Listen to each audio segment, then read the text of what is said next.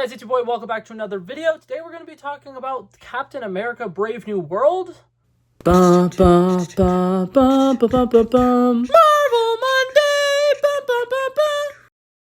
Okay, I already did my initial review of this movie, but a lot of people have continued to be talking about a lot of different elements of this film, and I kind of wanted to come back on here and talk about specific moments that people are talking about the most, and just once again give my 2 cents on my certain opinions on these specific things. So I have kind of a list of a lot of the big things that people are talking about, and I'm just going to go through one by one and kind of give my 2 cents on it and just give you guys my general opinions. Okay, so the first thing that I wanted to talk about is at the very beginning of the movie, this movie was missing something quite apparent. The Marvel fanfare was not a part of this movie, and I do want to go ahead and say overall, I do understand their thoughts for not including it. I think that the way that they start off this movie is relatively interesting, and I like kind of the slow intrigue side of it. We're starting off very much political, and it's going to feel very political thriller-esque, and I like the fact that it kind of feels a little like a noir, very serious, very quiet intro, and I do like the kind of black and white in the editing that they're doing with this film. But I do think that there is a version of this movie where we get the introduction like that with the scene where Thaddeus Ross steps out or whatever, and they announce, and our new president,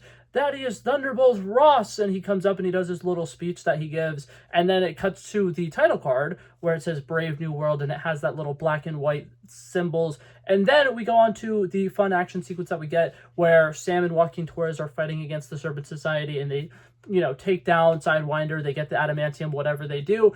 But I do think that that sequence should have potentially ended with the Marvel fanfare, because that's a big thing about it is the way that they started off this movie. They wanted to do that kind of slow intrigue introduction. So the Marvel fanfare would have been too loud and kind of would have really killed the vibes of that opening sequence. Whereas if you do that and then you go into the Marvel fanfare and you have this action sequence, or you do that, then you go into this action sequence and then you do the Marvel fanfare, I feel like there's definitely a version of this that would have worked. And the fact that we didn't start with it really set the tone for this movie not feeling as complete as a lot of Marvel movies. And in a movie where it's kind of glued together with a bunch of reshoots, I think that that's kind of a bad way to start this movie and it not feeling like our typical Marvel movie that we're expecting.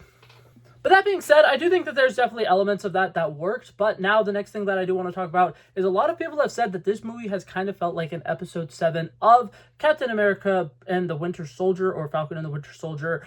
I kind of agree with that sentiment. I think that a big thing here is the writer of that TV show is the person who wrote this movie. And there are definitely a lot of sequences that kind of felt like moments he probably would have wanted to include in that. I think that a lot of the dynamics between Falcon and Sam and Joaquin Torres, I feel like their dynamic is something that they kind of touched on in the Falcon and Winter Soldier, and had they had more time, he potentially would have fleshed out that character, because something that is very interesting about Joaquin Torres in this movie is he mentions that he really looks up to Sam, and something that I like about Joaquin Torres that we don't really dive into in this movie, he's probably around the same age as Kate Bishop and some of those other characters, where it's we saw Kate Bishop in the Hawkeye TV show, and she was 6 or 7 years old when the original Battle of New York happened. And so similarly, this character, Joaquin Torres, he probably would have been 10 or so whenever the Tri-Skeleton happened, and they would have seen okay, there's this guy who's flying around with Captain America. Oh my god, there's this guy who flies. And there's definitely potential that he could have idolized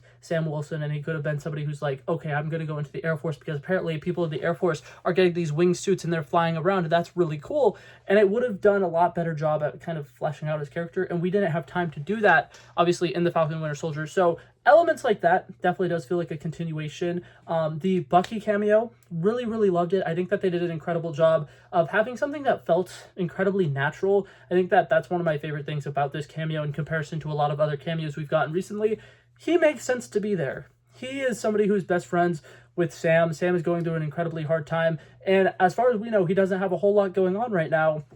Him being able to just kind of step in and give him support when he needs support is awesome. And I also think that that scene and that line of dialogue where Bucky tells him, Steve Rogers was somebody people looked up to, and he gave a lot of people hope, but you give them something they can aspire to be. And I think that that is one of the best things about this particular sequence and this version of Captain America, is he is somebody who doesn't have superpowers. He's somebody who's just a regular guy who is able to work his way through the military ranks and, get to learn how to use this cool flight technology. And just through being an incredible man, was handed the shield of Captain America and is now being able to honor that legacy. I think that that's incredible. I think that entire sequence was beautiful. And so it does kind of feel like an episode 7 of The Falcon and Winter Soldier, but obviously with a significantly better budget. However, I will say, with the reshoots, this movie somehow does at times feel significantly cheaper than The Falcon and Winter Soldier. I think one of the best ways to put it is,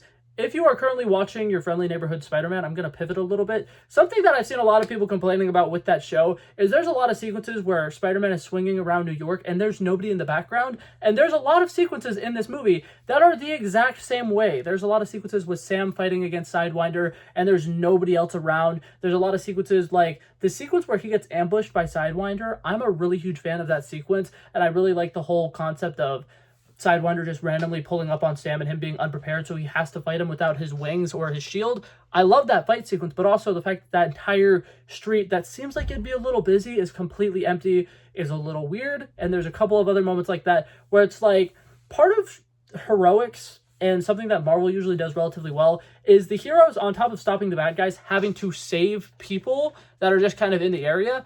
We don't have any moments like that. Like Sam, except for kind of in the final aerial sequences or whatever where he's saving the, fighter jets that are brainwashed, he's not really saving a lot of innocent people. He's just fighting these bad guys who happen to be going specifically after him.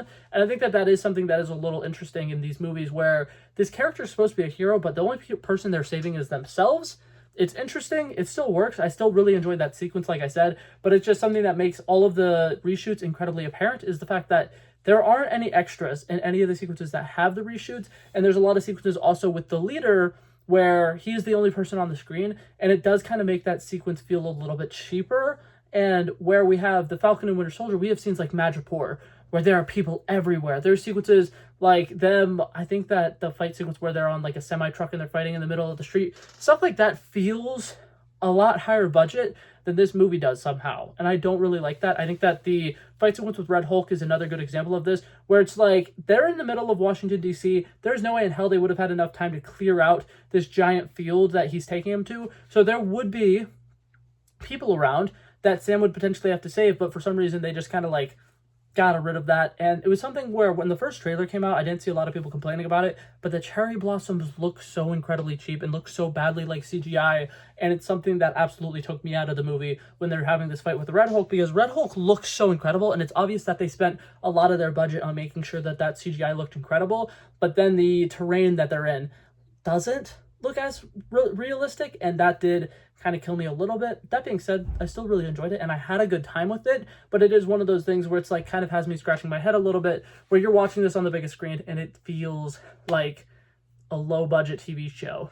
Okay, but now the second to last thing that I kind of want to talk about here, Ruth Bassrat, I don't know if I pronounced that name correctly, but this Sabra character who is incredibly controversial. A lot of people are boycotting this movie because this character is in it. And do they feel like they need to be in the movie? Absolutely not. It is an incredibly weird situation, and I've seen somebody describe it as, it feels very heavily like somebody higher up was like, this character needs to be included in the movie, and then somebody on the lower level was like, we're not including this character in the movie. And because of that, there's so many sequences where she is in a very important scene and she does nothing, but then she shows up in this very important scene and it seems like it's going to be a big deal, and then they cut to something else, and then she shows up in this scene wearing a super suit, and it's very apparent that she's going to be having something going on, and then nothing happens. And it's so weird because this movie has a relatively short runtime compared to a lot of other Marvel movies, and I feel like there are definitely a lot of sequences, like specifically when they're on the cargo ship with Harrison Ford, where I think that in an original version of this movie, he might have hulked out there, which I know that's kind of like bold and that's a lot of CGI. That's something that they definitely would have had to, they probably would have had some kind of footage of that if that was to happen. But it seems like there was going to be another threat going on that was happening on the actual like ship level. Whereas instead of that sequence just being the aerial stuff with Joaquin Torres and Sam Wilson flying around and kind of collecting the two fighter jets that are brainwashed, instead it seems like there was originally going to be stuff happening on the helicarrier that would have had to include Ruth and can't remember the name of the character, but the character who was originally going to be Sam's love interest, I think it's like Detective Taylor or something like that. Those two characters were going to have a lot more to do in this third act, and that never ended up happening. And it is incredibly weird to think about. This character is so heavily included, they're in a lot of the marketing, and it definitely feels like they could have just been yoinked out of this movie. And it is really, really weird. I think I said this in my initial review. A lot of the sequences that she has in the movie kind of feels like a thing where it's like, okay, we need President Ross to go do this thing, but President Ross is currently in Japan. Okay, we'll send somebody who's like his security guard or something. And then they got this version of this character. It's really weird. Does not feel like it was meant to be in the movie. And I think that that is one of the biggest things that has taken me out of this movie. But that being said, overall, I did really enjoy that stuff. And now we're going to talk about the one last thing that I think is a very big deal that people are mixed on. And now the last thing I wanted to talk about was the post-credit scene, obviously at the very end of the movie. This is another one of those staple Marvel things. It has to have a post-credit scene. If it doesn't have a post-credit scene, is it even a Marvel movie? Yes, because Avengers Endgame didn't have a post-credit scene. But that being said, this one in particular, I've seen a lot of people absolutely hating on, a lot of people attacking it. I personally think it works for the most part. I like the fact that we keep going back to the raft because it kind of makes me feel like at some point or another, the raft is going to be important. And I am a diehard Thunderbolts fan, and part of me is still hoping and praying that somehow, some way, Baron Zemo is in the Thunderbolts movie, and he's currently in the raft. I think they even showed him in the background of one of the sequences that happens in the raft. So they keep reminding us that the raft exists. They might be doing something with the raft. I don't know. That's just kind of my optimism. But the big thing is the leader starts warning Sam about this like big, crazy thing that's going to happen. And it's going to be a very, very interesting war. And it's going to be pinning heroes against heroes. And obviously that's Avengers Doomsday, or that's Avengers Secret Wars. And that's kind of like, oh my God, what's going to happen? And so to people who aren't a huge fan of the comics, I feel like that scene probably worked a lot better, but I also feel like it's one of those things where it's just like, okay, well, they just teased this thing that we all know is coming. And I think that the one reason I say that I like this more than I think the average MCU fan, we know that we're going to get payoff to that. And I think that that's what sells it for me, is it's not like when, you know, certain sequences have happened in the past where it's like Hercules shows up. Okay, are we going to see Hercules again? We don't know. It's not like sequences where, like, in Moon Knight, at the end of season 1, they show off Jake Lockley, and it's like, oh, cool, we're going to get a season 2 exploring Jake Lockley. That still hasn't happened. This is something that we at least know by the end of next summer, we should see kind of the payoff of this specific end credit scene, and I think that, for me, makes it a lot more enjoyable. And overall, I think this movie did have a lot of good interconnectivity. Like, I think that it did a little bit to set up Thunderbolts, which I enjoy, and I think that it did a relatively good job of setting up that Sam is now going to be on the lookout for future Avengers, and he knows some people to call when he needs to make his Avengers team. Like, Joaquin Torres is going to get that call. It's kind of going to be, like, very similar to how Iron Man had Spider-Man on speed dial and stuff like that. Sam is going to start having certain people on speed dial, and I think that that could be very fun and very exciting. So overall, I enjoyed this movie. I had a relatively good time with it.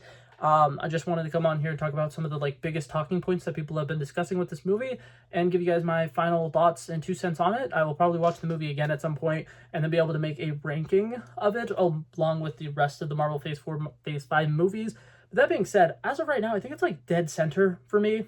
Like, I think it's a little bit better than Black Widow. I think it's definitely better than Eternals. I think it's better than, you know, the Marvels. I would say it's a little bit worse than Shang-Chi. Like, I think that Shang-Chi is a very good, like, base level for this. I would have it probably, like, tied with Black Panther Wakanda Forever. I think that it's right in the middle of that. And the only reason why Black Panther Wakanda Forever isn't better is because it randomly tied in all the random stuff with the American government, and we still haven't seen a payoff for that. But yeah. That being said, that was it for this video, guys. Thank you guys so much for coming by and checking it out. I love and appreciate you guys so much for watching, and if you liked it, feel free to like and subscribe, and I'll hopefully see you guys in the next one. Peace out. Bow. Bow. Bow.